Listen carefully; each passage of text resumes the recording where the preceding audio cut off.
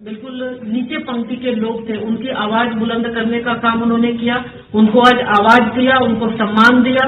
और आज उनके वजह से आज ये परेशानी उनको झेलनी पड़ रही है। तो ये सारी बात उन तक हम लोग पहुंचाएंगे और साथ ही साथ ये लोकसभा चुनाव का आगाज भी है।